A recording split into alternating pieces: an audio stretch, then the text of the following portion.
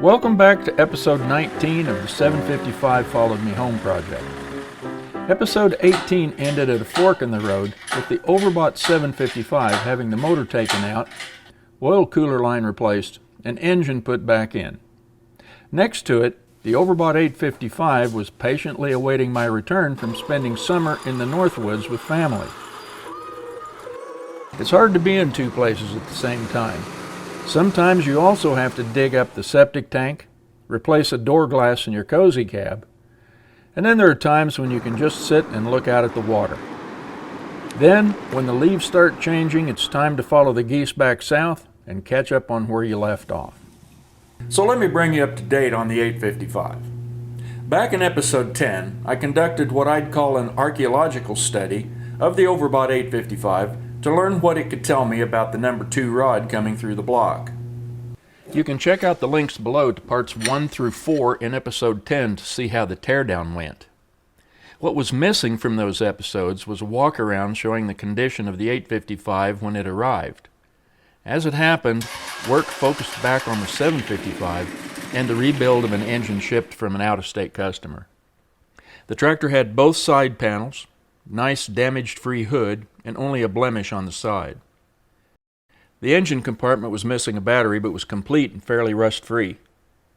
The custom exhaust pipe was interesting but had been blasting soot into the front wheel. I also wouldn't be surprised that this is original paint. It's an 87 model and overall appearance suggests it spent most of its life indoors. Someone spent some time and money overhauling and replacing bolts and such, showing that they meant to keep the tractor. Too bad the overhaul failed. The story that came with the tractor was that it had been overhauled and failed only after a few hours, but the engine still ran. A new tach must have been installed and only showed 99 hours. The oil was also extremely clean, but the crankcase was way overfilled. The tractor's all there, and the previous owner had done a in-frame overhaul. It didn't work out so well. The 855 remote lever is very tight, almost like it's new. The seat back is pretty rusty, but still has mounting for the SMV emblem. The forward and back pedal is loose. The dashboard lens is cracked, has a hole in it, but the 3-point hitch quadrant is good. It's not broken. 855 has proper sway link adapters. This is a bit questionable here, and it is missing a drawbar and pin. I don't know why these go away, but this is the third one of these that has been missing that clamp for the upper link. A rear tail light bulb is burned out, and neither one of them work. And the wires from these caution light are missing. The headlights work. Front axle seal leaking. And something took a bite out of the side of these rear tires too. Moving on, the tractor came with a good standard bore block, head, and many good parts. The cylinders were glazed and tapered, so we bored them 20 thousandths as 10 just wouldn't do it. The crank was within stock spec, but wrist pin bushings weren't, so they were popped out and replaced. The block needed 4 thousandths to get flat, and the head took 6. This left 20 thousandths piston to head clearance, which is close to spec, but Yanmar and Georgia said that we're good. Okay, this is the engine going in the Overbought 855. Torquing down the connecting rod bolt. 29 foot-pounds.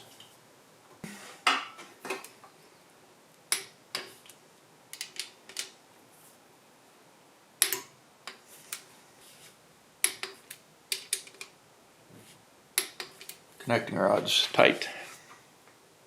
Just double checking the torquing of the cam mount and the backing plate.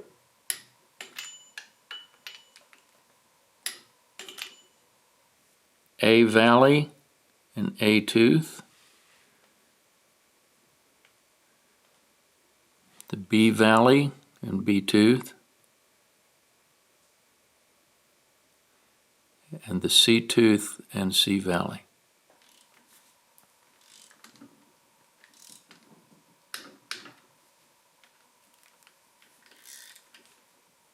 Now with the rocker arms all set, we'll get into checking the valve lash. What we're going to want is 8 thousandths, and right now on number 1 we're tight because the block and the head were both machined, and these pieces are all going together.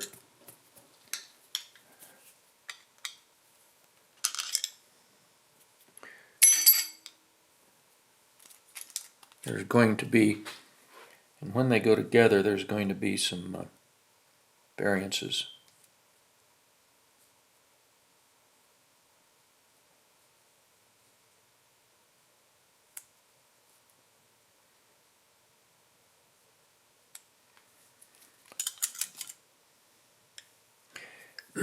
Now when you tighten them, the screw always wants to turn that last little bit with the nut, so we let it.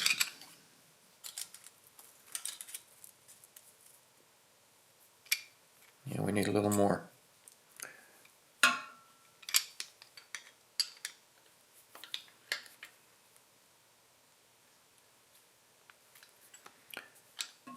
By the time you get all 3 cylinders done, you're pretty good at letting that screw turn just a bit at the last moment.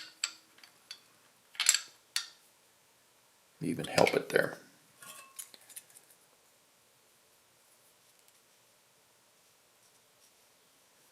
We're going to go just a little bit more.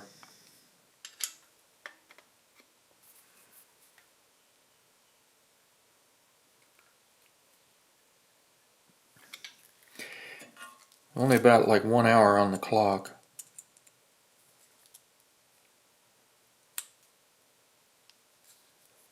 And there we got just a bit tight. I'm going to back that off just, what we call it, a hair.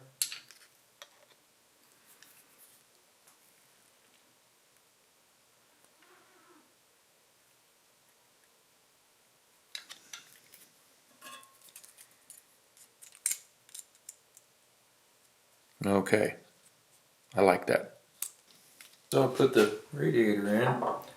You get one side located over the pin. You can feed the fuel hoses through the opening in the radiator frame. And there's just enough room to move the radiator over the other pin with the fan shroud still in place. Okay, there's a dust and dirt shield that goes here, holds the 2 oil cooler lines tight against the bottom of the radiator frame. And you put the fuel tank in.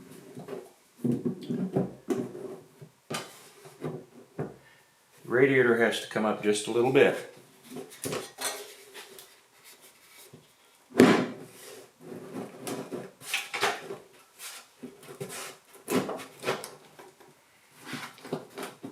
It fits in underneath.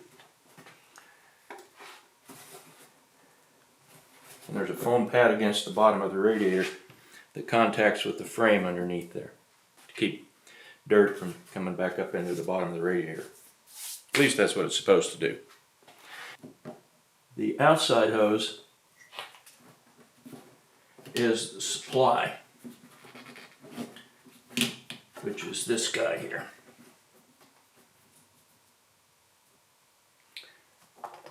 The wiring, we'll probably run it under there. Keep it closer to the engine. Now, we'll see about that, but it just fits down in there. come up here. When rebuilding a motor, I always want to use a new thermostat. And the thermostat came with a large rubber seal that will go around the edge and seat, but this application doesn't use it. So you have to make sure that the rotates in there enough. Make sure that it rotates in there enough. And the air hole is actually happening over to this side. Now you can put it in, you can try to put it in several different directions,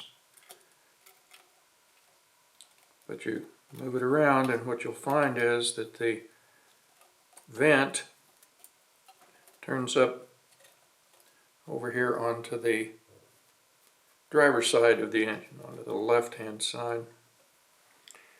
Then a new metal type gasket. It looks a really nice finish on it.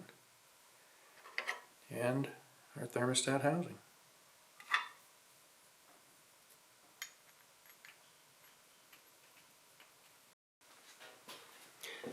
I just checked, and this extra gasket goes on the 655 thermostats and the 455. And it's interesting that the cap screws are tightened down to like 78 inch-pounds on at least the 655, but they're 226 on the 855.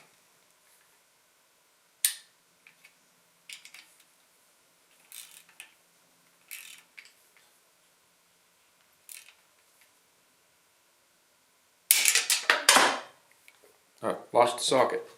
Well, I couldn't find the socket, so I went ahead and torqued them down with the bigger snap-on wrench to 18 foot-pounds. To loosen and tighten the oil cooler lines, I use an old 15/16 on the lower connection and then hold it with a 7/8 on the upper.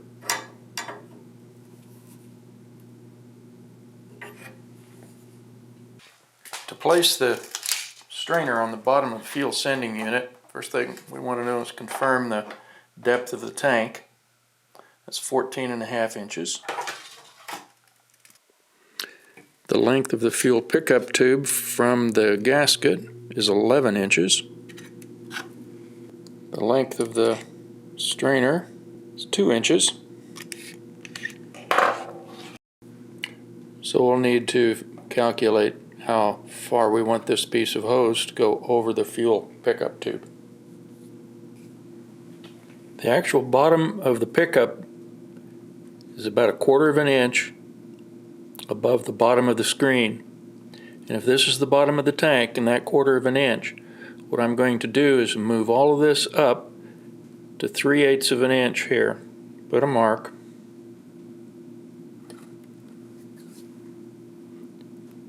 And then our piece of rubber hose will go up to there. This will leave at least a 1/2 inch in the bottom for any moisture that might accumulate in the tank over a period of time.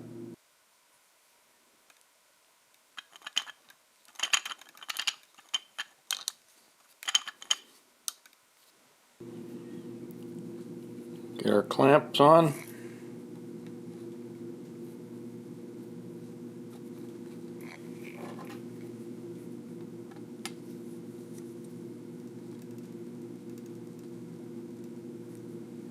Okay, before you put the sending unit in, make sure that you have the tank gasket on.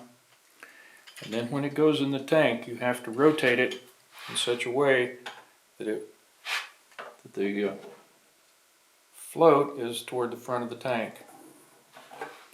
Then you have to bend it and squeeze.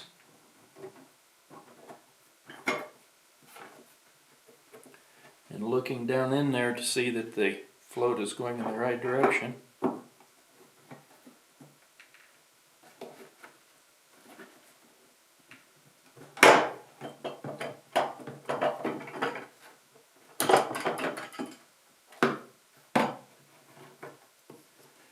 And then you'll have to rotate the gasket because there's only one way that it will go.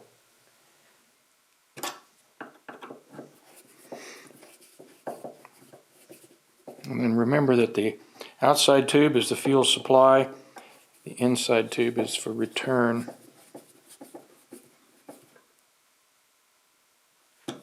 Now, since I don't know how long this fuel is going to need to be in this tank before it gets used up, I'm going to put some Lucas upper cylinder lubricant and fuel conditioner. And what I do is I'll put about 2 ounces or a chainsaw mix bottle. I'll put that in the fresh tank. And this will be enough to keep the fuel conditioned, and a little more won't hurt. And we have a new radiator core.